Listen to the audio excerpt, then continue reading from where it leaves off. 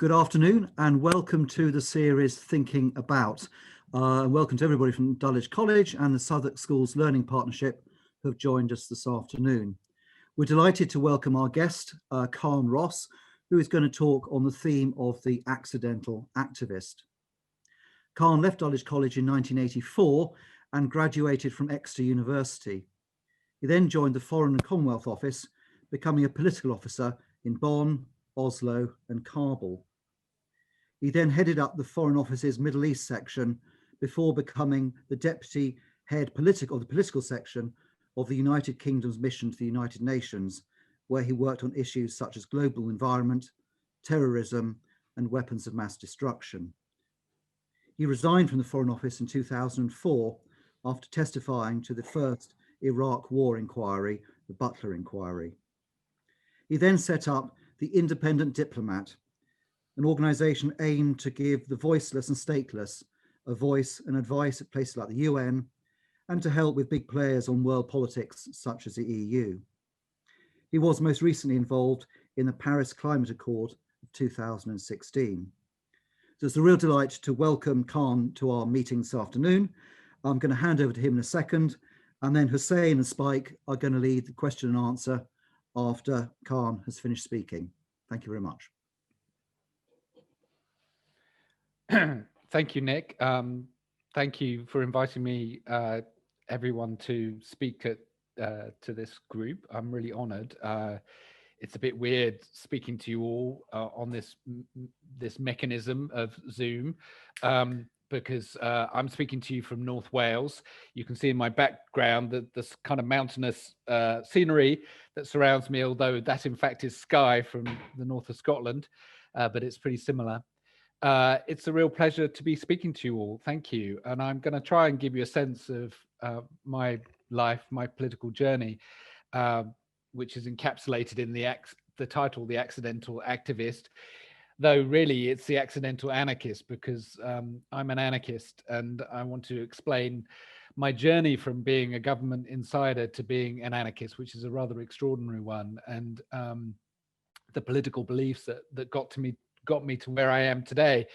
I was at Dulwich for a long time. All my secondary school years were at Dulwich. I graduated in '84. I enjoyed myself at the college. One of the things I enjoyed was the Combined Cadet Force, CCF, where I was in the Royal Air Force section, and I loved flying. I wanted to be a pilot, but failed the Royal Air Force test to become a pilot because I was colorblind. And as a result, I had to think of an alternative career. I was terribly, terribly disappointed when I learned that I was colorblind. Excuse me a second.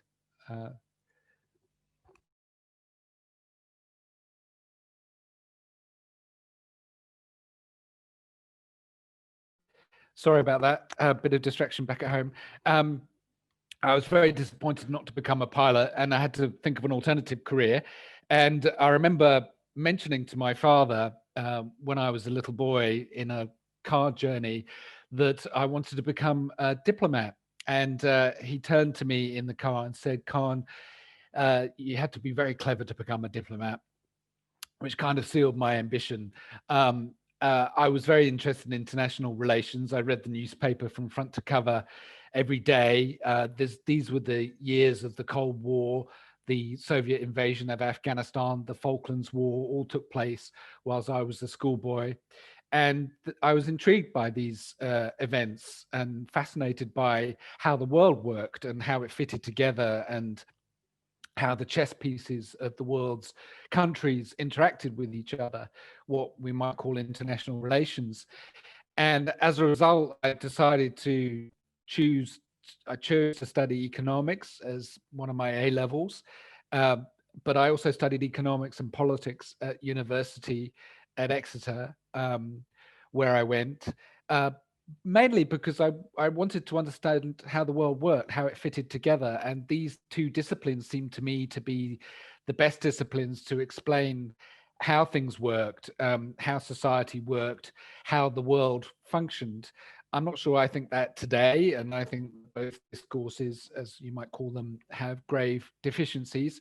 But at that time, that's what I really felt. And so I went off to Exeter. I spent a year in Africa as a teacher before going to university, inspired by one of my teachers at Dulwich, Gardner Thompson, who I think might be in our audience today. But I went to Exeter off to understand the mechanics of the world, and studied diligently, had a good time at university, and pursued my ambition of becoming a diplomat, which in those days meant you had to join the Foreign and Commonwealth Office. And in my final year at university, I applied to join the Foreign and Commonwealth Office. I didn't get in my first attempt, but they sent me a letter saying I should try again, and I tried again a year later, and I got in. This was 1989, the year of revolutions across Europe, the year that the Berlin Wall fell, the Soviet Empire came to an end, a year of real triumphalism in the West, where it was believed that the Western model of market economics and what's called democracy had triumphed, that this was the model that was supreme for the whole world and that was the ultimate end of history. And indeed, that year, the book was published by Francis Fukuyama, The End of History and the Last Man, which posited that the Western model was basically the end point of the historical dialectical process, that's where we were all heading, and that it was an ultimately stable condition. Little did we know. But that was the environment in which I joined the Foreign Office in 1989. I was very lucky to get in my year. I think 5,000 people applied to join the fast stream of the Foreign Office, and 20 people succeeded.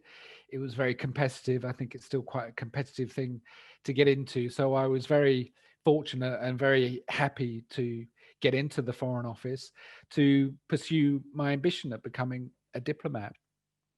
And sure enough, I went on to do various jobs in diplomacy. My first job was a desk officer for Belgium's, Netherlands, and Luxembourg and Western European Department, which I wasn't terribly excited about. But I then went on to work in the emergency unit during the first Gulf War, studying the movements of Iraqi forces as a military intelligence analyst for the Foreign Office. And then I was posted to my first posting in Germany, in Bonn, which was then the capital of Germany, where I was a political officer covering German foreign policy, which was extremely interesting, although Bonn wasn't the most interesting town to live in. And after that, I came back and became the head of the section for Israel-Palestine in the Near East and North Africa department, dealing with what was then called in happier days the Middle East peace process, which was an agreement between Israel and the Palestinians for a two-state solution, which Britain very much at the time supported, but which was brought to a tragic end by the assassination of Yitzhak Rabin. And I wrote the message from the Prime Minister to the President of Israel expressing our condolences for the assassination. But as a result of a speech I wrote whilst I was doing that job, I was made speechwriter for the Foreign Secretary, which sounds like a very glamorous, exciting job. And in some ways it is, but in other ways it's a terrible job because you get kicked around by all the senior bureaucrats in the Foreign Office as they try to fight over what should go into the Foreign Secretary's speeches, which are a form of policy expression. And I had a very unhappy time doing that job. My speeches were uniformly spurned by my boss, the Foreign Secretary, with one or two notable exceptions.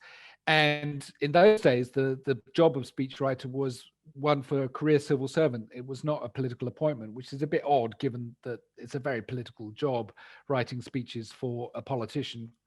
And today, the job is taken up by a political appointee.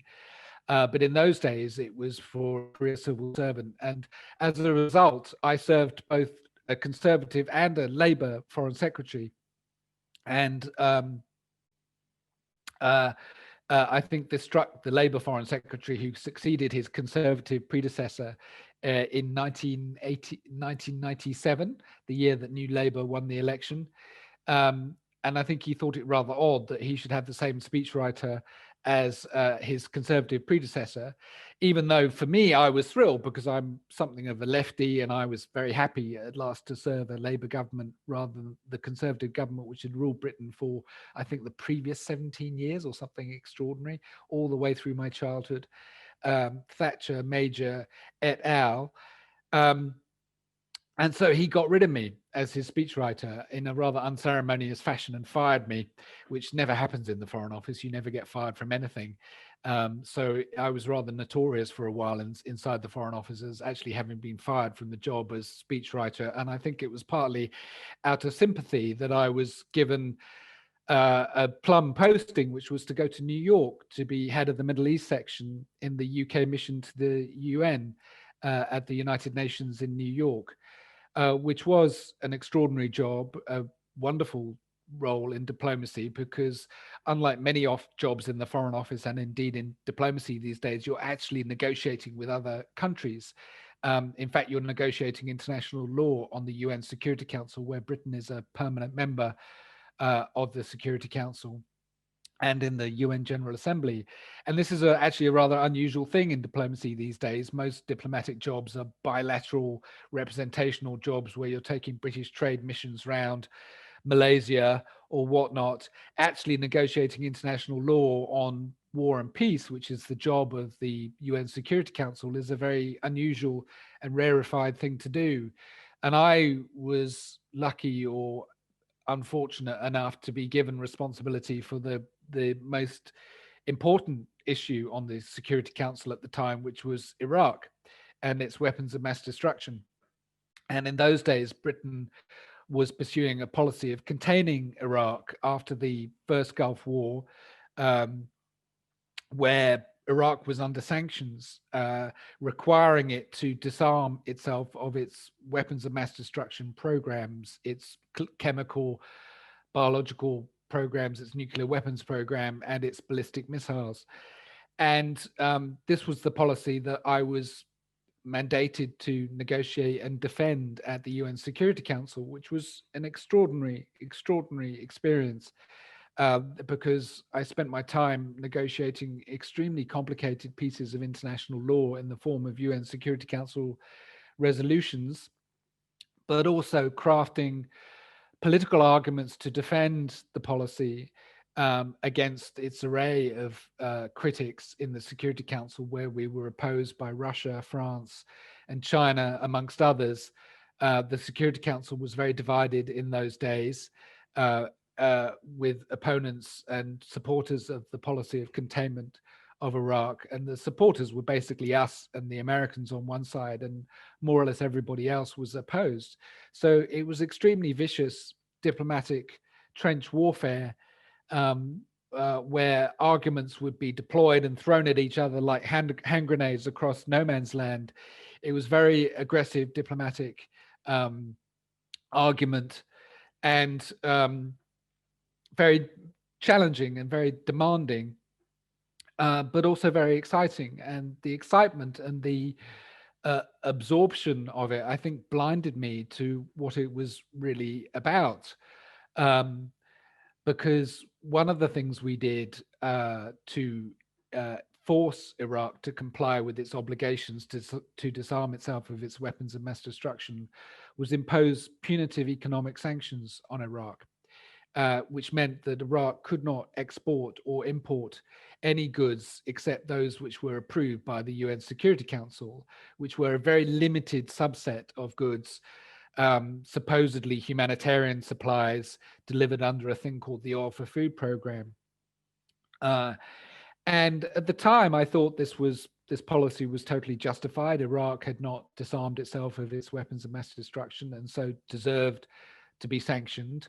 I believe that the Oil for Food program allowed sufficient humanitarian supplies to be delivered to Iraq. But looking back, I realized that I was totally wrong, and that sanctions did enormous harm to the civilian population of Iraq. And that harm was evident at the time that I was working on it. there were UN officials who reported back from Iraq on hospitals without supplies, on children who were malnourished, on an array of humanitarian indicators that told a story of deprivation of the Iraqi civilian population, stories and facts which we denied and refuted in the UN Security Council, believing that if the Saddam Hussein regime played along with our oil for food program, with the measures in place to allow the import of humanitarian goods, then there was no reason for humanitarian suffering in Iraq.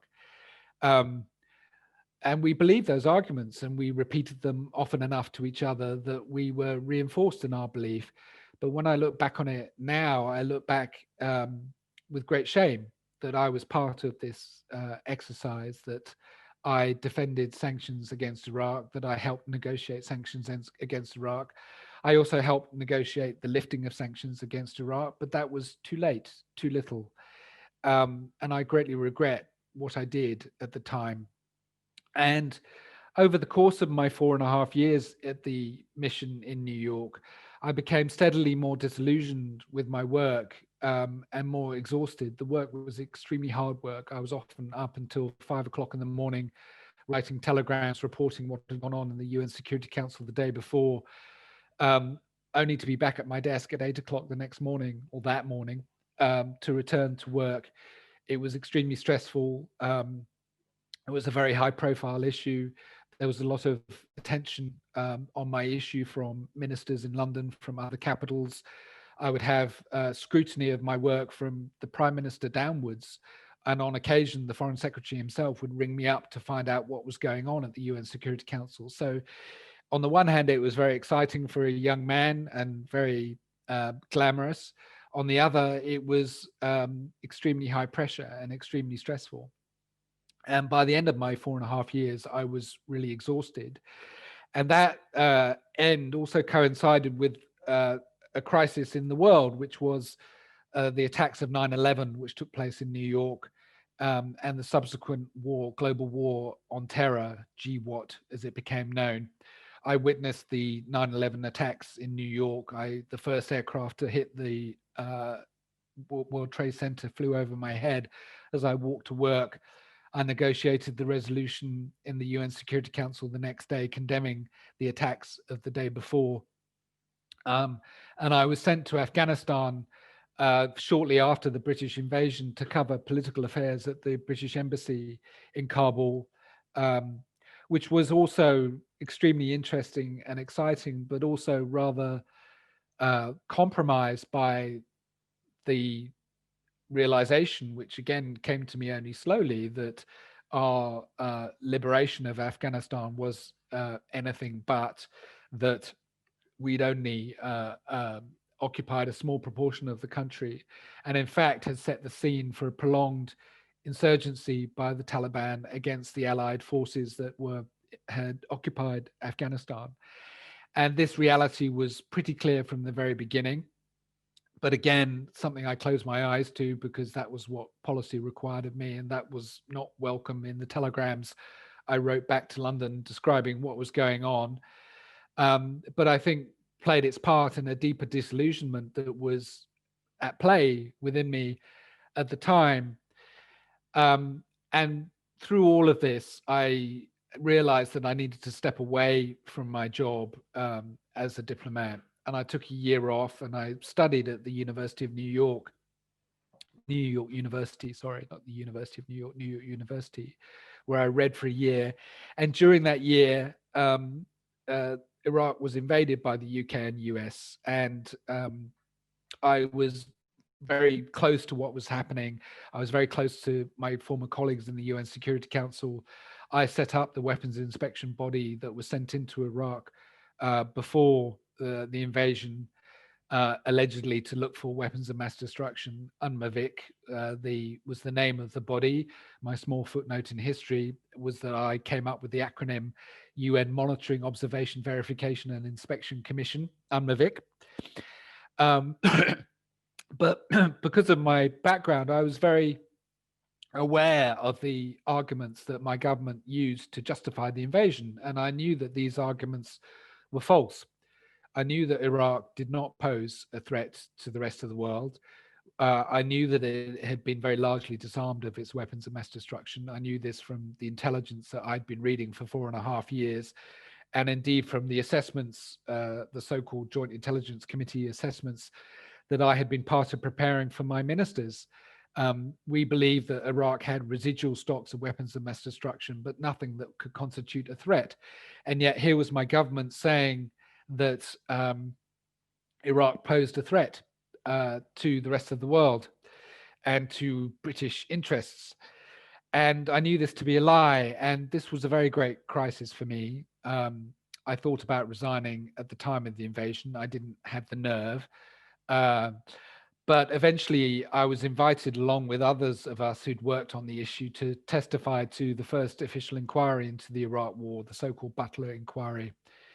And I gave secret testimony to that inquiry, saying what I knew to be the case, that the Iraq was not a threat, that the government had lied in its justification for the war, and that there were available alternatives to war, which it had ignored. And I knew that because I'd worked on those alternatives to war. I'd written policy papers on the alternatives to war. And countries are only supposed to go to war if there is no alternative. And I knew there was an alternative. And I wrote all of this down in my testimony to the Butler inquiry. And I remember very clearly the moment pressing the send button, the return button on my word processor, on my computer, and realizing that once I sent in this testimony, there was no going back. I'd said what I thought to be the truth. And I realized when I did so that I'd had to resign from the Foreign Office. And because I couldn't live two truths at once. I couldn't support the government, be a loyal civil servant to Tony Blair, the Prime Minister, and his Foreign Secretary, as well as knowing what I knew, that they had lied about a war, which is about one of the worst things that a government can do. And this was a moment of crisis for me. And I sent my testimony in a letter to my Foreign Secretary, saying that this was why I was resigning from the Foreign Office. And he didn't reply, although 2 weeks later, I got a letter from my personnel officer inviting me for psychiatric counselling at the Foreign Office, which I think, looking back, was because they were worried I would do what my dear colleague had done, a tragic story which some of you will know, about a British biological weapons scientist called David Kelly, who had, like me, but in different ways, spoken the truth about what the government had done and said about the war, had been found out and publicly exposed and humiliated by the government, and had committed suicide, tragically. And I think the government was worried that I would do something similar. But I had, in a sense, been forewarned by David's tragic death, and was psychologically ready for what they threw at me, which was to denounce me in public. The Foreign Secretary went on the radio and said that I didn't know what I was talking about, even though I was Britain's Iraq expert at the UN Security Council, and the various other subtle and not so subtle ways that they tried to belittle you and diminish your story. When my story finally became public 2 years after my testimony had been delivered, I arranged with a friend who was an MP at the Houses of Parliament and in the House of Commons to have my testimony made public as evidence to a Foreign Affairs Select Committee inquiry. And on that day, the evidence became public. The government released my secret evidence on the same day the inquiry into the death of Lady Diana was published, and in an attempt to try to hide that story. But various newspapers, in fact, led with my evidence that day. And this was one of the things that led to calls for a full public inquiry into the war, which eventually took place, the Chilcot inquiry, which concluded a couple of years ago, to which I also testified.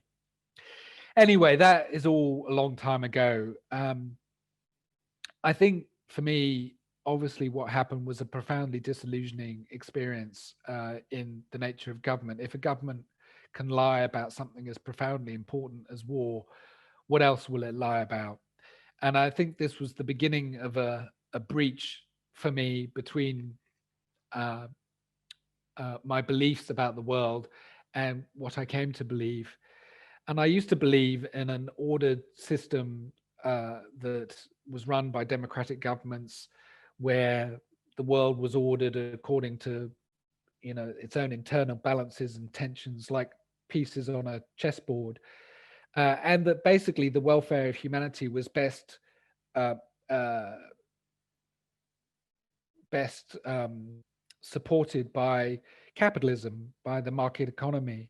Um, and living in New York at the time, I began to see that this too was a myth, that in this incredibly wealthy city where I lived, children were starving, were lacking food, uh, and the economic system was also degrading our environment, that the concentration of carbon in the atmosphere was inexorably climbing, despite the pronouncements of government to control carbon in the atmosphere. And I realized that there was something fundamental about the system that I was living in, that I was part of, and indeed as a diplomat I was part of defending, that was wrong. And I began a search for alternatives.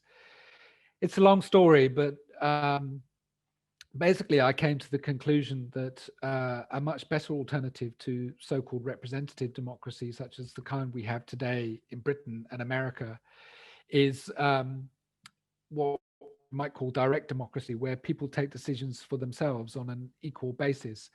Some call it direct democracy, I call it anarchism. It's the belief that we should be in charge of our own lives, and that we are the best qualified to make decisions about those lives, and that given the right structures, horizontal structures where each have an equal say, we can take better decisions than are delivered for us by elites who allegedly know what's best for us.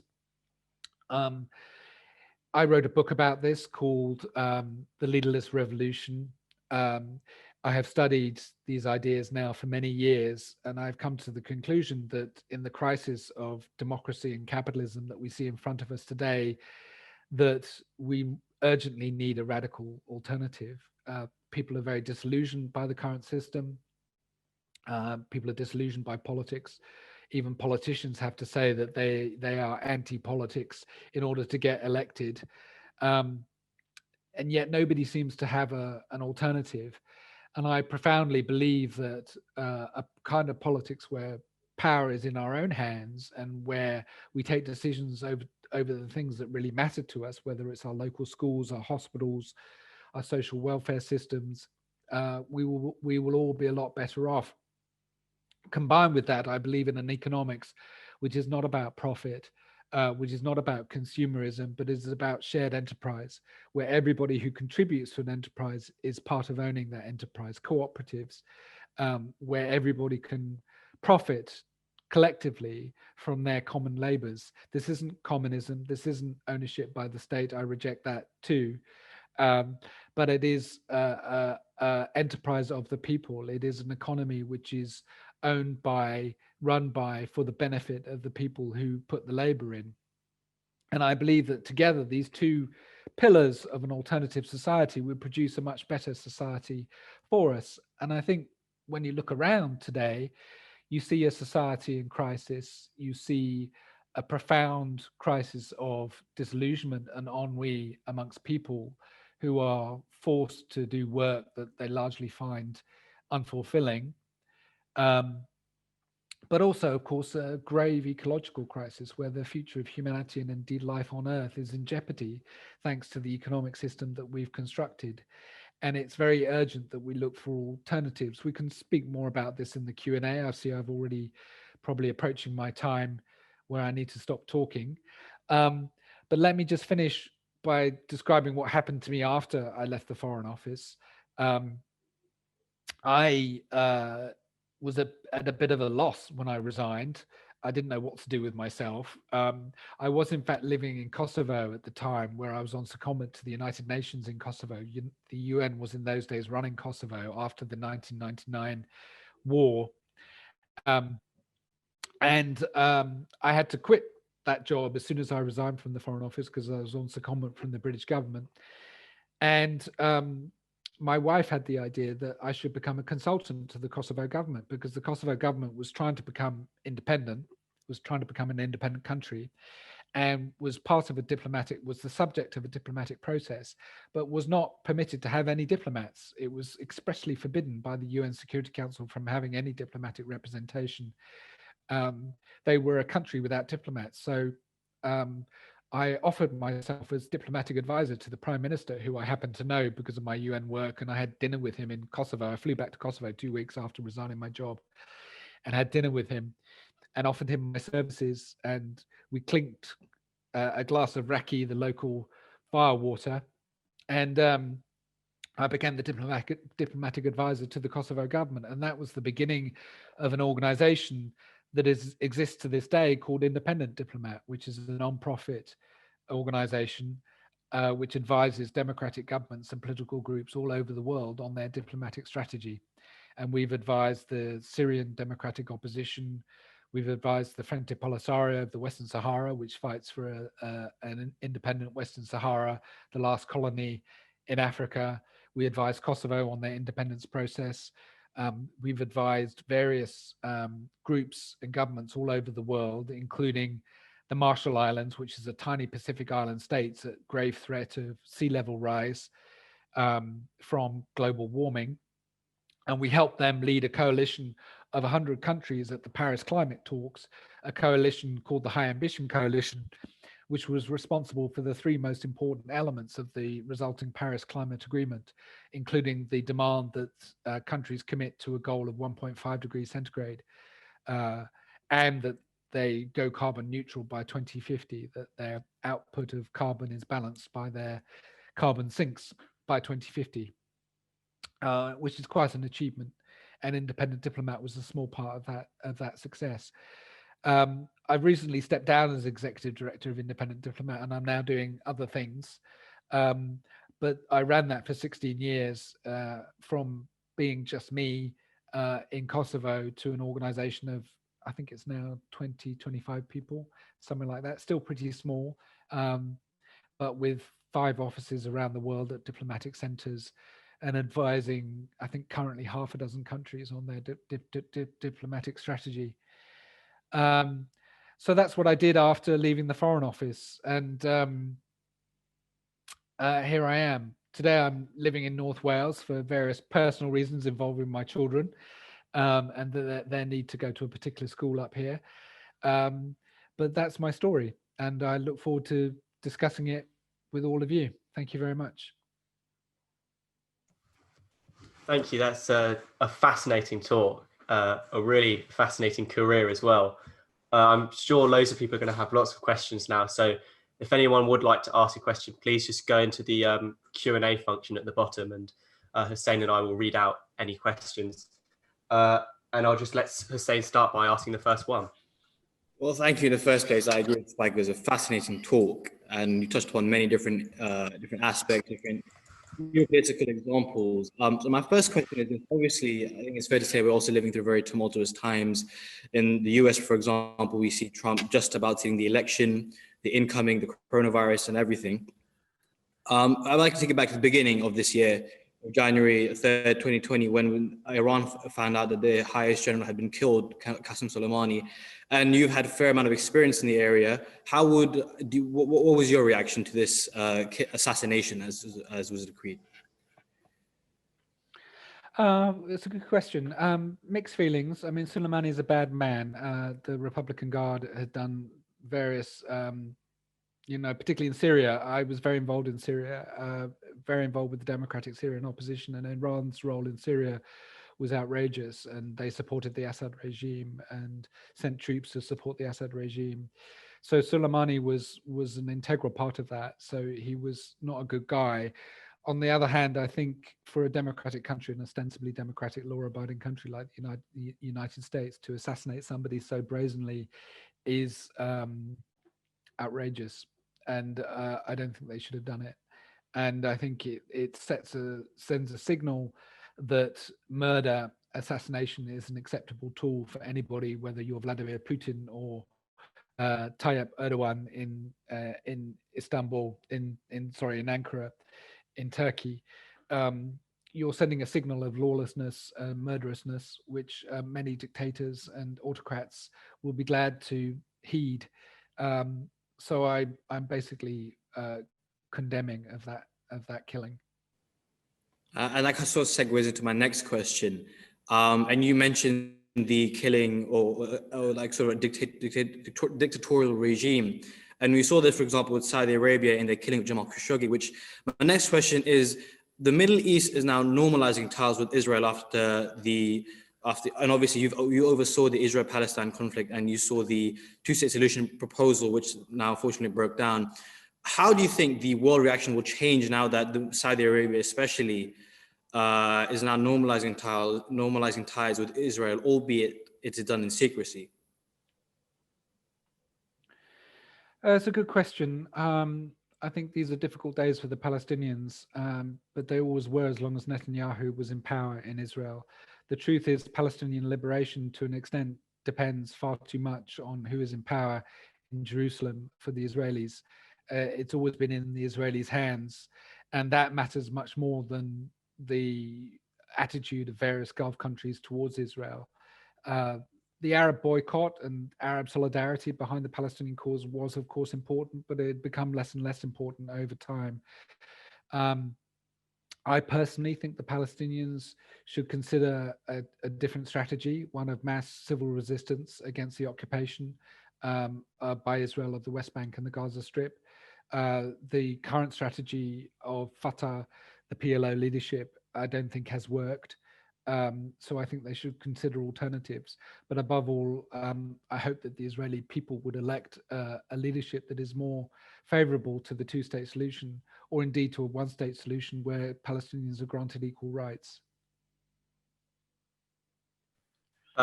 Some questions now from the audience. The first one is, do you think the role of a diplomat has changed today, and does it sound as appealing now?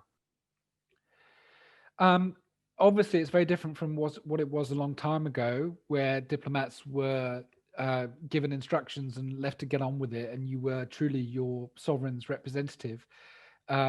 Today, communications means that your capital and your ministers are very much more closely in touch with their opposite numbers in different countries, particularly allied countries.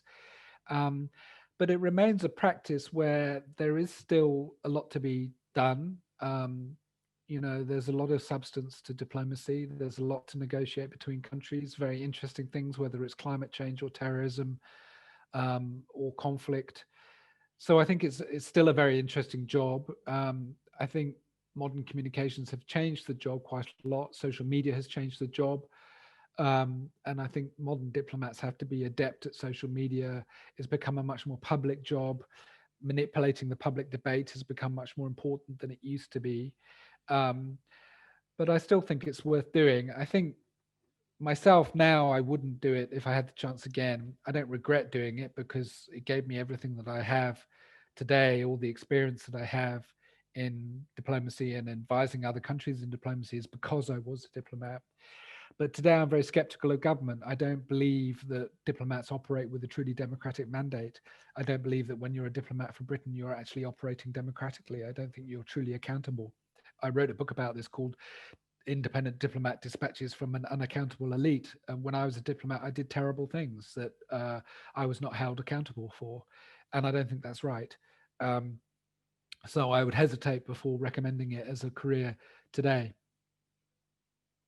Sure, and you spoke about accountability and democracy, and that kind of leads into another topic you're talking about, direct democracy, and how the people should have the right to have a say. And you mentioned examples of Port Alger in Brazil, and you mentioned Rojava in Syria. The question I have is, in the UK, we have a population of 16 million. Were we to successfully implement that, how would we go about addressing the issue of isolationism? And the fact that separate counties in the north and London may have separate views on what's best for their economies, and what we end up with is in a multifaceted state. I think that would be a great thing. I think people want to run their own affairs, and as much as possible they should. I think Britain is far too centralized. I think it's ludicrous in the way that everything is decided in London. Living in Wales now rather than London, I'm a Londoner born and bred from South London.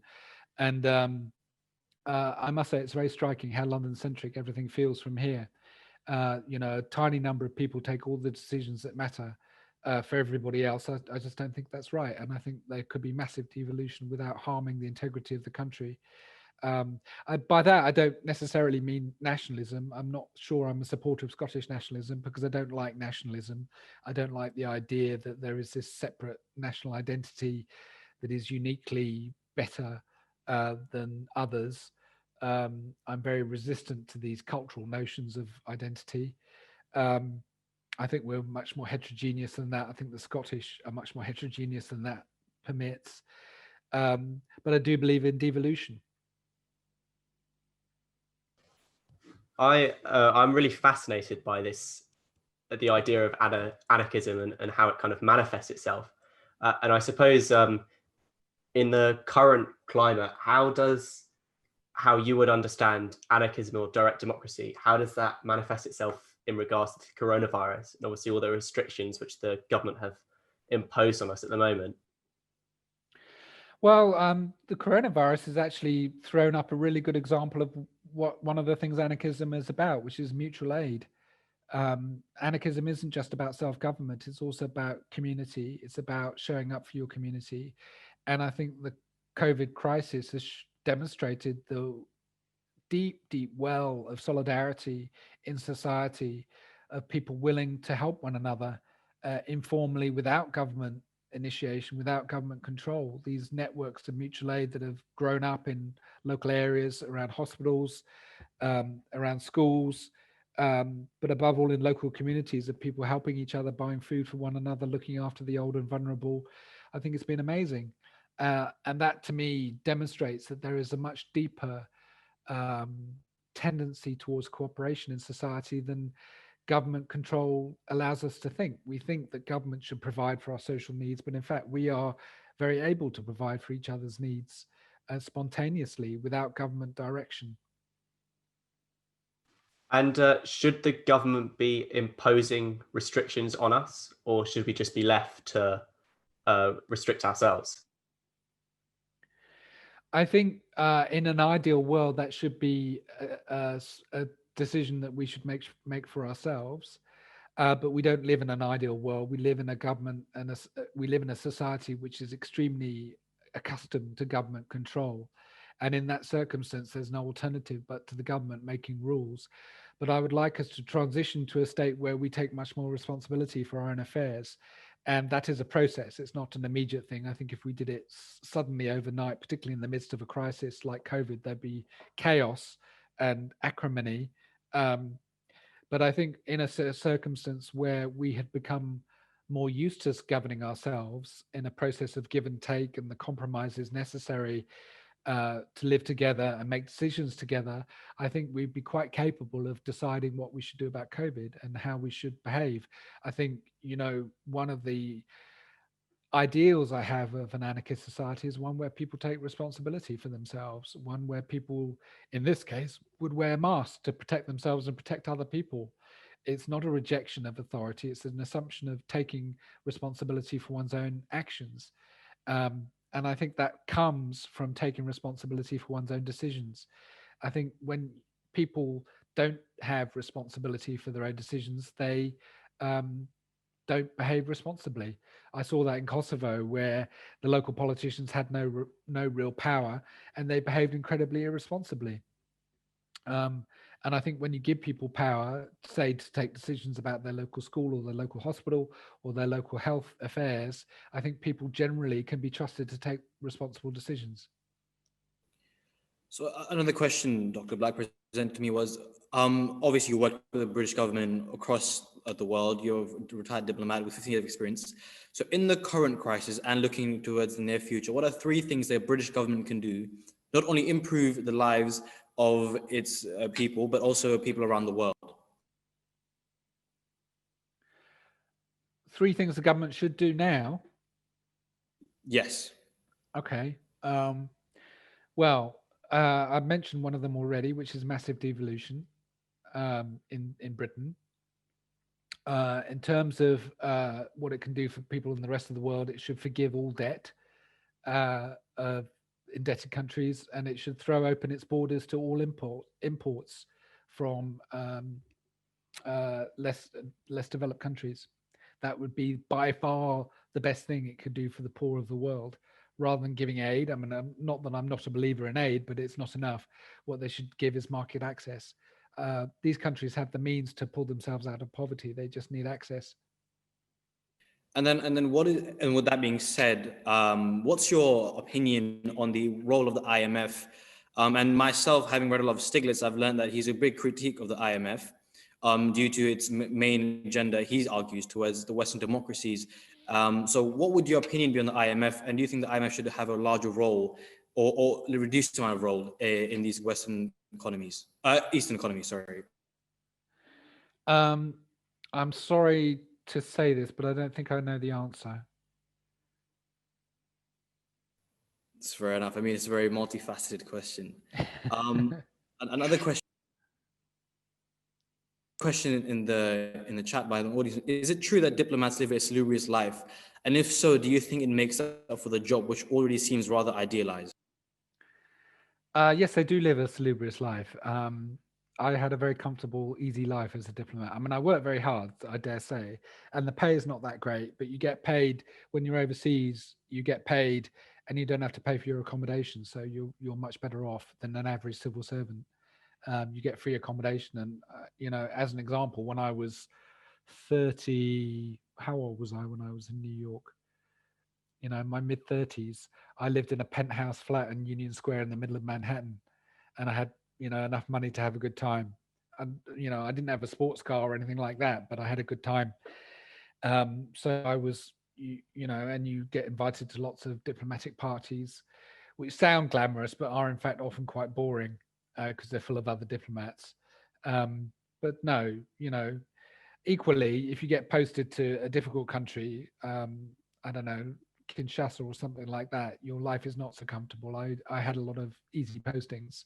When I was in Kabul, I shared a bedroom, showered under a bucket, you know, had bodyguards around me all the time. It wasn't so easy. So it does depend. The UN. So obviously you talk a lot about how you were part of the Security Council and Britain's role there. And the UN, does that play a particularly large role? Did the international law you create there, did that have a tangible impact on the world? Or was it mainly almost like the League of Nations kind of passing laws and legislation, which was fairly meaningless for the rest of the world? I think it depends. I mean, a lot of what the UN does is declaratory and pretty empty, but some things it does really matter. And that's still the case. You know, what we were doing on Iraq really mattered. It was international law on a major international threat to peace and security. And the results of our negotiations became obligatory international law. So it wasn't nothing. It was serious stuff. And you know, today things are being debated at the UN Security Council, whether it's Iran's nuclear program, North Korea's nuclear program, or the war in Syria, where, you know, the UN has largely been stymied and is divided. So it hasn't done anything about the wars in Syria or Yemen, which are arguably the two worst crises at the moment. But it doesn't mean it can't. When the countries of the world line up, they can agree to do things which matter. Another example would be in development, where the Sustainable Development Goals have become the framework for development policies around the world. And those matter. I mean, the sustainable part of development is, I think, a really crucial paradigm shifting change from the development paradigms of the past. That was negotiated at the UN. And the Paris Treaty is a UN treaty. Not a perfect treaty by any means, very much imperfect. Not enough to save us from the worst depredations of global warming, but a start, and that's a UN treaty. So I think one can't dismiss the UN, whilst one should be critical of it. Just two final questions. The first one is, how do you suggest the transition to the leaderless society you described can occur in the current climate? Through a million small acts by individuals. no government is ever going to give up power. I think through organising in your own workplace, through organising councils to gather workers together, or at school, where if you are sufficiently inclusive and democratic, you will develop, you will inherently have legitimacy because of your participation. And that group of people can begin to exert an influence over the government of the institution. So I think this is a spontaneous process that can start in 1,000 different places, whether in your local community, your neighborhood, or the place where you work, or the school where you study. You said at the start, this is one from the audience, that in hindsight, you saw flaws in the structure of a degree in politics and economics. Given lots of people here are looking at university courses, what changes would you make? Well, that's a big question. I mean, I think to me, what's problematic is the political assumptions that go into those courses. And this differs, I mean, in different universities, of course, but in general, and I am generalizing here, the assumption is that, representative democracy is the best system available, and I would dispute that. And I would like to see a more eclectic approach to different political systems, including anarchistic systems. But I think economics is the more problematic of the two discourses because it pretends to be a science, and it has many scientific aspects where econometrics claims to produce mathematical and scientific truth when it's anything but truth. It's basically a set of social assumptions about how societies should be run, neoclassical economics in particular. And I think it is bogus in that regard. And different, again, a more eclectic approach to economics. I don't think economics per se as a subject is necessarily wrong, but only if it encompasses a much broader approach to its education, including a much deeper consideration of the value of the environment, of human relationships, of the things that have no price. And as yet, economics as the discourse has yet to really accommodate these factors, and that's a big problem. And when I went to university, I was just taught this stuff. It was spooned down my throat as if it was gospel truth, and it's not. So a much more critical approach to economics or politics would, I think, be necessary. And I think for the final question of the evening, Carne, you had a wonderful career spanning many years. What would your advice be to those looking to the civil service or looking to be a diplomat? What would your advice, single piece of advice, be to them? Go abroad. Cool. Going abroad changed my life, and I thank Gardner Thompson for that, for making me go to Africa in my year off. It changed my life, and the most important political experiences I've had have all been overseas. Britain is a very small piece of, very small pond, and it's wonderful. It's a wonderful country. I'm very happy to live here now, but I've spent most of my adult life abroad, and I haven't regretted a moment of it. It's been fascinating for me, and if you're interested in the rest of the world, as I was interested in, go and live it. It's better than becoming a diplomat. Being a diplomat has its virtues, but it's also very circumscribed. But even if you want to be a diplomat, the best way to learn about other places is to go and live in them. Cool. Thank you very much, Khan. Thank you very much to all our attendees, to the Dulwich College and SSB partnership. And all to those attending and ask questions. I'd like to say that next week we have another Thinking About webinar series regarding African kingdoms with Toby Green. And thank you very much, Khan. Thank you very much, everyone, for joining in. Have a wonderful evening, everyone. Thank you.